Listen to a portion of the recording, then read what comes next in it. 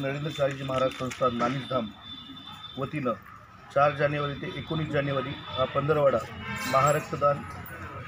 रक्तदान महायज्ञ म्हणून साजरा करण्याचं सांगितलेलं आहे। त्या अनुषंगानं सर्व महाराष्ट्रभर रक्तदान शिबिराचं आयोजन केलेलं आहे।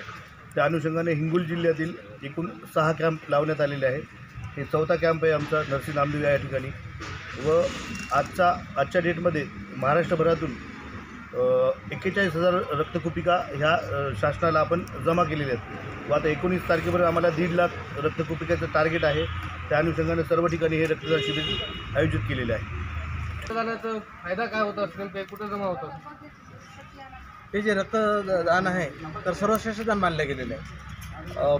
जे की ॲक्सिडेंटचे पेशंट असतील, जे मरणासन्न काही पेशंट आहेत, ज्यांना शरीरामध्ये रक्त तयारच होत नाही, गरोदर महिला असतील, ज्यांना डिलिव्हरीच्या वेळेस रक्त कमी पडते, काही लहान मुलं आहेत की त्यांना ते रक्ताशिवाय त्याचे ऑपरेशन होऊ शकत नाही, अशा वेळेला रक्त हे कोणत्याही फॅक्टरीमध्ये तयार होऊ शकत नाही आतापर्यंत। म्हणून हे जे रक्तदान आहे तर हे याला सर्वश्रेष्ठ मानलेलं आहे। आम्ही समाजसेवा म्हणून सन्या हा कुंभ तयार करण्यात आलेला आहे आणि त्याचं उद्दिष्ट हे गुरुमाऊली यांच्या कृपेनं होणारच आहे, याच्यामध्ये कोणतंही नाही। म्हणून हा आपल्या जिल्ह्यामध्ये आता सांगितलेला आहे राहुल भाऊप्रमाणे 6 कॅम्प आहेत।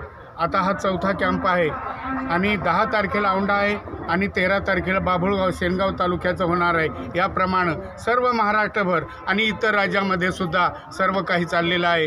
म्हणून याची जवळजवळ सर्व समाजसेवा हीच ईश्वर सेवा म्हणून सन्याच हे समाजाचं काम आहे। समाजाला आपण उपयोगी पडलो पाहिजेत, आपण काहीतरी समाजाला देणं आहे आणि हे देणं चुकविण्यासाठीच आपला माणूस जन्म झालेला आहे आणि तो माणूस जन्म हा सार्थक करण्यासाठीच या ठिकाणी आपण आलेलो आहोत। त्याचं सार्थक या महायज्ञामध्ये आपण या कुंभामध्ये सहकार्य करू सन्या।